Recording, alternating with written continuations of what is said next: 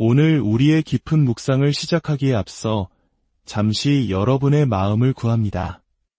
만일 오늘 나누는 이야기가 여러분의 마음에 울림을 준다면 구독과 좋아요를 통해 이 은혜의 여정을 함께 해주십시오.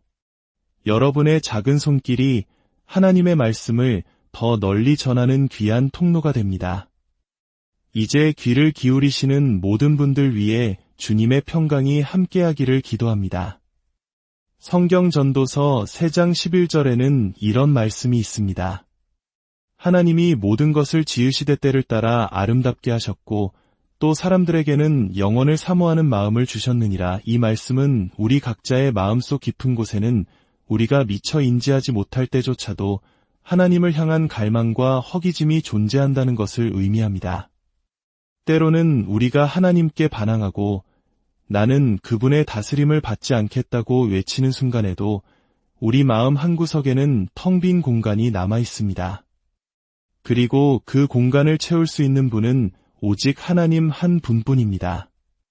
현대 사회를 살아가는 우리가 마주하는 가장 큰 도전 중 하나는 바로 이 텅 빈 공간을 다른 무언가로 채우려 애쓴다는 것입니다. 우리는 부, 인간관계, 명예, 돈, 쾌락, 혹은 다른 어떤 세상적인 것들을 통해 삶의 의미를 찾으려 합니다. 하지만 그 어떤 것을 가져다 채워 넣어도 그 공간은 채워지지 않습니다. 왜냐하면 그 공간은 처음부터 하나님을 위해 만들어진 자리이기 때문입니다. 하나님께서 우리의 마음에 영원을 심어두셨기 때문입니다. 하지만 우리가 살아가는 이 세상에서 영원한 것은 거의 없습니다. 사실상 아무것도 없다고 해도 과언이 아니죠. 충분한 시간이 흐르면 모든 것은 결국 부서지고 허물어져 먼지로 돌아갑니다. 바로 이것이 우리가 불안한 세상 속에서 살아가는 이유입니다. 한때는 결코 변하지 않을 것이라 믿었던 것들이 우리 눈앞에서 사라지는 것을 목격하며 우리는 불안했답니다. 안타깝게도 오늘날 영원이라는 단어는 그 본래의 깊은 의미를 많이 잃어버렸습니다. 우리는 영원을 그저 아주 긴 시간 정도로 생각하지만 진정한 영원은 시간을 초월하는 개념입니다. 시작도 끝도 없는 것, 우리는 그것을 쉽게 이해할 수 없습니다. 우리의 경험 속에 그런 것이 존재한 적이 없기 때문입니다. 시작이 있으면 반드시 끝이 있는 세상에 살고 있기에 시작도 끝도 없는 개념을 온전히 이해하기란 참으로 어렵습니다. 결국 이 세상의 모든 것은 시간이 지나면 부서지고 우리는 잊혀집니다. 만약 하나님의 말씀이 우리에게 주신 삶의 진정한 의미를 깨닫지 못한다면 인생은 무의미하고 허무한 것이 될 수밖에 없습니다. 이러한 삶의 여정을 끝까지 완주하기란 매우 어려운 일입니다. 오직 예수 그리스도 안에서만 우리는 영원의 참된 의미를 발견할 수 있습니다. 오늘 저는 3가지 관점에서 영원에 대해 이야기 나누고 싶습니다. 첫째는 역사 속의 영원, 둘째는 우리 마음 속의 영원, 그리고 마지막은 천국에서의 영원입니다. 먼저 역사 속의 영원에 대해 살펴보겠습니다. 어떤 면에서 역사와 영원을 연결짓는 것은 모순처럼 들릴 수 있습니다. 역사는 시간의 흐름이지만 영원은 시간을 초월하기 때문입니다. 영원은 우주의 가장 위대한 신비 중 하나이며 하나님의 위대한 신비 그 자체입니다. 주 예수 그리스도께는 과거와 현재, 미래의 구분이 없이 모든 것이 지금입니다. 이는 우리 인간의 이성으로는 다 파악하기 힘든 신비입니다. 이러한 하나님의 광대하심은 우리 자신을 돌아보게 합니다. 만약 당신이 섬기는 신이 당신의 머리로 완전히 이해될 만큼 작다면 그 신은 당신이 경배할 만큼 위대하지 않다는 말이 있습니다. 저 역시 이 모든 것을 다 이해하지는 못합니다. 성경의 계시를 통해 배울 수 있는 모든 것을 배우지만 하나님에 대해 모든 것을 배우고 난 후에도 여전히 제가 알지 못하는 하나님의 영역은 무한히 넓습니다. 언젠가 주님 앞에 서는 날 우리는 더 명확히 알게 될 것입니다. 예수님은 하나님이시기에 시작도 끝도 없으십니다. 그분은 이 땅에 우리의 구원자로 오시기 훨씬 이전부터, 아니 영원전부터 존재하셨습니다. 구약의 미가 선지자는 예수님께서 우리의 구원자로 오실 것을 예언하며 이렇게 묘사했습니다. 이스라엘을 다스릴 자가 내게서 내게로 나올 것이라. 그의 근본은 상고에 영원에 있느니라. 이 말씀은 예수 그리스도께서 이스라엘의 통치자로 오시지만 그분은 이미 영원전부터 존재해 오셨다는 뜻입니다. 그분에게는 시작이 없습니다. 어느 날 예수님께서 사람들과 대화하시다가 그들을 깜짝 놀라게 한 말씀을 하셨습니다. 아브라함과 다윗에 대해 이야기하던 중에 예수님께서 이렇게 말씀하셨습니다. 아브라함이 나기 전부터 내가 있느니라. 30살 남짓의 청년 예수께서 수천 년 전의 인물인 아브라함과 마치 친구였던 것처럼 말씀하신 것입니다. 예수님은 내가 있었다라는 과거형을 쓰지 않으시고 내가 있다라는 현재형, 즉 I am을 사용하셨습니다. 아브라함에게는 역사가 있지만 예수님께는 역사가 없습니다. 그분은 영원 그 자체이십니다. 그렇다면 이 사실이 오늘을 살아가는 우리와 무슨 상관이 있을까요? 성경 에베소서 1장 4절은 곧 창세전에 그리스도 안에서 우리를 택하사라고 말씀합니다. 세상이 창조되기도 전에 우리가 그리스도 안에 있었다는 것입니다. 이 말은 우리가 생각하는 것보다 훨씬 더 오랫동안 그리스도의 사랑을 받아왔다는 것을 의미합니다. 우리는 영원전부터 그리스도의 사랑을 받아온 존재입니다. 예레미야 31장 3절은 이렇게 증언합니다. 내가 영원한 사랑으로 너를 사랑하기에 인자함으로 너를 이끌었다 하였노라. 우리는 때로 우리가 선한 일을 해야만 예수님께서 우리를 사랑하실 것이라고 오해합니다. 착하게 살면 하나님이 사랑하시고 나쁘게 살면 벌하실 것이라는 생각은 세상의 가치관일 뿐 하나님의 사랑과는 아무런 관련이 없습니다. 성경은 세상이 창조되기 훨씬 이전에 아브라함이 태어나기도 전에 예수님께서 우리를 사랑하셨다고 분명히 말씀합니다. 우리가 어떤 선한 일이나 악한 일을 할 수 있기도 전에 우리는 이미 하나님의 사랑을 받은 존재였습니다. 이것은 하나님께서 우리의 어떠함 때문에 우리를 사랑하시는 것이 아니라는 뜻입니다. 우리가 한 일 때문에 사랑하시는 것도 아닙니다.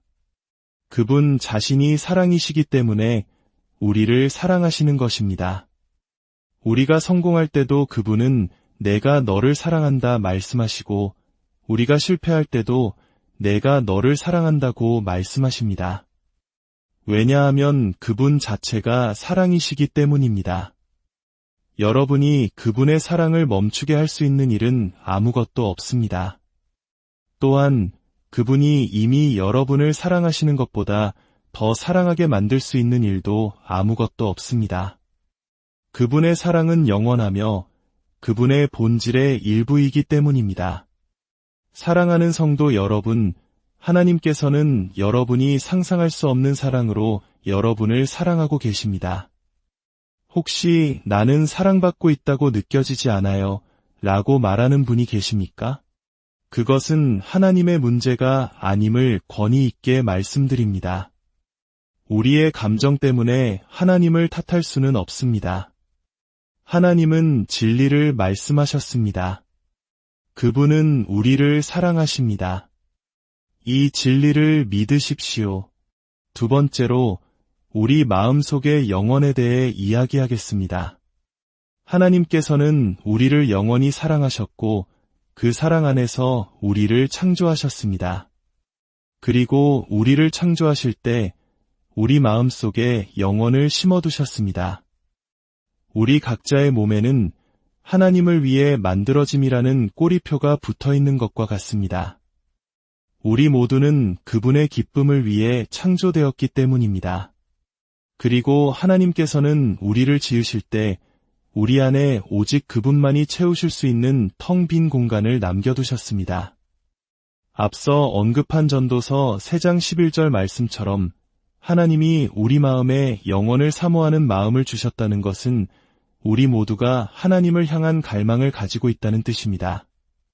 설령 우리가 그것을 깨닫지 못하고 하나님께 반항하고 있을 때조차도 우리 마음속에는 채워지지 않는 빈자리가 있습니다. 그리고 그 자리는 오직 하나님만이 채우실 수 있습니다. 우리는 그 공간을 돈 인간관계, 명예, 쾌락, 마약 등 온갖 세상의 것들로 채우려 하지만 그 어떤 것도 그 자리에 맞지 않습니다. 그 자리는 오직 하나님을 위해 만들어졌기 때문입니다. 여러분이 이 사실을 알지 못하고 받아들이지 않는다 해도 그 갈망은 사라지지 않습니다. 심지어 우리가 그리스도인이 된 후에도 우리 안에는 여전히 이 땅에 속하지 않은 갈망이 남아 있습니다. 성경은 모든 피조물이 구속의 날을 기다리며 함께 탄식하고 있다고 말합니다. 이것은 우리가 이 세상에 사는 동안 예수 그리스도를 아는 기쁨을 누릴 수 있지만 우리는 본질적으로 이 세상을 위해 지어진 존재가 아니라는 것을 의미합니다. 우리는 영원을 위해 지어졌습니다. 그래서 천국에 이르기 전까지는 모든 것이 완전하다는 궁극적인 만족감을 느끼지 못할 것입니다. 아마 우리가 천국에 도착했을 때 가장 먼저 할 말은 이것일 겁니다. 아, 바로 이것이었구나. 내가 평생토록 찾아 헤매던 것이 바로 이것이었어. 세상에서 위대한 성공을 거둔 사람들이 정상에 도달한 후에도 마음의 공허함을 채우지 못했다는 이야기를 우리는 종종 듣습니다. 왜일까요? 여러분의 마음속 빈자리를 채울 수 있는 분은 오직 예수님 한 분뿐이기 때문입니다. 신학자 아우구스티누스는 이렇게 고백했습니다. 주님께서는 우리를 주님을 향하도록 창조하셨기에 우리의 마음은 주님 안에서 안식을 찾기까지는 평안이 없나이다. 그렇다면 영생이란 무엇일까요? 요한복음 17장 3절에서 예수님은 영생을 이렇게 정의하셨습니다. 영생은 곧 유일하신 참 하나님과 그가 보내신 자 예수 그리스도를 아는 것이니이다. 영생은 우리가 죽은 후에 시작되는 것이 아닙니다. 많은 묘비에는 몇 년 몇 월 며칠 출생, 몇 년 몇 월 며칠 영면에 들다라고 적혀 있지만 이는 성경적인 진리가 아닙니다. 영생은 죽음과 함께 시작되는 것이 아니라 예수 그리스도를 나의 구주로 영접하는 순간 시작됩니다. 예수님께서는 내가 그들에게 영생을 주노니 영원히 멸망하지 아니할 것이요 라고 말씀하셨습니다. 영생은 인간의 영혼 속에 깃든 하나님의 생명입니다. 내가 예수 그리스도를 영접하고 그분이 내 마음의 빈자리에 들어와 사시기 시작할 때 영생은 시작됩니다. 그리고 우리가 죽음을 맞이할 때 그 영생은 단지 한 단계 앞으로 나아갈 뿐입니다. 우리는 죽음을 통해 영생을 얻는 것이 아니라 믿음을 통해 영생을 얻습니다. 예수 그리스도를 믿고 구주로 영접할 때 우리는 그리스도인이 되며 성경은 우리가 영생을 가졌다고 말합니다. 그렇다면 영생을 소유한 삶은 어떤 모습일까요? 첫째로, 참된 기쁨이 있습니다. 많은 사람들이 기독교인이 되면 재미없고 불편한 삶을 살게 될 것이라 생각합니다. 하고 싶은 것들을 포기해야 하기 때문이죠. 하지만 제가 분명히 말씀드릴 수 있는 것은 여러분이 인생에서 경험할 수 있는 가장 위대한 기쁨은 그리스도인이 될 때 알게 된다는 것입니다. 저는 단순히 순간적인 행복이나 들뜬 감정을 말하는 것이 아닙니다. 창조주와 내가 올바른 관계 안에 있다는 사실에서 오는 마음 깊은 곳에서부터 솟아나는 평안을 말하는 것입니다. 이런 종류의 기쁨은 오직 예수 그리스도를 영접할 때만 경험할 수 있습니다. 둘째로, 삶의 확장이 있습니다. 하나님은 우리를 위축시키기 위해 부르신 것이 아니라 우리를 확장시키기 위해 부르셨습니다. 그분은 우리에게 성령님을 주시고 성령님은 우리 안에 있는 은사들을 발견하게 하셔서 하나님 나라를 위해 사용하도록 하십니다. 사람들이 그리스도인이 된 후 하나님께서 그들을 사용하시기 시작하면서 그들의 삶이 이전에는 상상도 못할 만큼 이대하게 확장되는 것을 보는 것은 제게 큰 기쁨입니다. 그리스도인이 된다는 것은 인생의 볼륨을 줄이는 것이 아니라 최대한으로 높이는 것입니다. 셋째로, 삶의 풍요로움이 있습니다. 그리스도인이 되면 성령님을 선물로 받게 되고 성령님께서 가져다 주시는 모든 것으로 인해 우리의 삶은 풍요로워집니다. 저의 지난 목회 인생을 돌아볼 때 하나님께서 저라는 한 사람을 어떻게 변화시키셨는지 놀라울 따름입니다. 제가 처음 가졌던 꿈은 라디오 디스크자키였습니다. 목회자가 되면 라디오에 대한 저의 열정을 포기해야 할 것이라 생각했습니다. 하지만 하나님은 저의 그 작은 열정을 사용하셔서 지금은 수천 개의 방송국을 통해 말씀을 전하게 하셨습니다. 하나님은 이렇게 일하십니다. 그분은 우리에게 기쁨과 영향력의 확장을 주실 뿐만 아니라 우리의 삶 자체를 풍요롭게 하십니다. 이것이 바로 영생의 능력입니다. 마지막으로 천국에서의 영원에 대해 살펴보겠습니다. 예수님은 지금 천국에서 무엇을 하고 계실까요? 예수님께서는 부활하신 후 40일 동안 이 땅에 계시다가 하늘로 올라가셨습니다. 히브리서 10장 12절은 오직 그리스도는 죄를 위하여 한 영원한 제사를 드리시고 하나님 우편에 앉으사라고 기록합니다. 지금 예수님은 어디에 계실까요? 바로 하나님의 우편에 앉아 계십니다. 그분은 피곤해서 앉아 계신 것이 아니라 이 땅에서 하셔야 할 구원 사역을 다 이루셨기 때문에 앉아 계신 것입니다. 그렇다면 그곳에서 무엇을 하고 계실까요? 첫째, 그분은 우리를 위해 다스리고 계십니다. 그분은 최고의 권위의 자리에 앉아 쉬고 계신 것이 아니라 통치하고 계십니다. 때로 우리는 세상 돌아가는 것을 보며 아무도 책임지는 사람이 없는 것 같아 라고 한탄할 때가 있습니다. 하지만 예수님께서 모든 것을 주관하고 계십니다. 이 세상이 아무리 혼란스럽고 무질서해 보여도 전능하신 하나님은 모든 것을 그분의 손안에 붙들고 계십니다. 오늘 밤 잠자리에 들 때 내일 일어날 일에 대한 염려가 밀려온다면 이것을 기억하십시오. 모든 것은 주님의 통제 아래 있습니다. 둘째, 그분은 우리를 위해 기도하고 계십니다. 이것은 몇몇 분들에게는 놀라운 사실일 수 있습니다. 우리가 예수님께 기도하는 것이 아니라 예수님께서 우리를 위해 기도하신다는 것입니다. 예수님은 베드로에게 사탄이 너를 밀가부르듯 하려고 요구하였으나 그러나 내가 너를 위하여 내 믿음이 떨어지지 않기를 기도하였노니 라고 말씀하셨습니다. 로마서 8장에서도 그리스도께서 하나님 우편에서 우리를 위하여 간구하신다고 증언합니다. 예수님은 우리의 중보자가 되셔서 항상 우리를 위해 기도하십니다. 우리가 기도할 힘조차 없을 때, 우리가 무엇을 구해야 할지 알지 못할 때에도 그분은 우리의 필요를 아시고 우리를 위해 기도하고 계십니다. 셋째, 그분은 우리를 보호하고 계십니다. 유다서의 축복 기도는 이렇게 말합니다. 능히 너희를 보호하사 거침이 없게 하시고 너희로 그 영광 앞에 흠이 없이 기쁨으로 서게 하시리. 예수님께서 천국에서 하시는 역할 중 하나는 우리가 실족하지 않도록 지키셔서 언젠가 아버지 앞에 흠없는 자녀로 우리를 세우시는 것입니다. 넷째, 그분은 우리를 위해 처소를 예비하고 계십니다. 요한복음 14장에서 예수님은 내 아버지 집에 거할 곳이 많도다.